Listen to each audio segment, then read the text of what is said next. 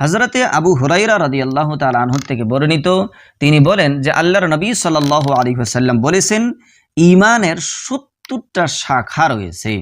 ফাআফদালুহা কাউলু লা ইলাহা ইল্লাল্লাহ, তার মধ্যে সবচাইতে আলা, সবচাইতে উচ্চ, সবচাইতে আফজল শাখা হচ্ছে এই সাক্ষ্য দেওয়া, এই কথা বলা যে আল্লাহ তাআলার বাইরে আর কোনো মাবুদ নাই।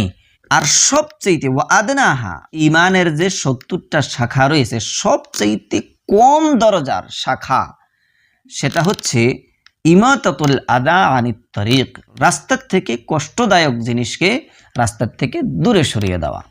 রাস্তায় দেখলেন ইট পড়ে আছে, একটা পাথর পড়ে আছে বা একটা কাঁঠাল পড়ে আছে, সেটাকে আপনি হাত দিয়ে সরিয়ে দিলেন, এটা হচ্ছে ঈমানের সবচাইতে কম দরজার শাখা। ওয়াল হায়াউ শু'বাতুম মিনাল ঈমান, মনে রাখো হায়া অর্থাৎ লজ্জা শরম এটাও হচ্ছে ঈমানের একটি আযীম শাখা।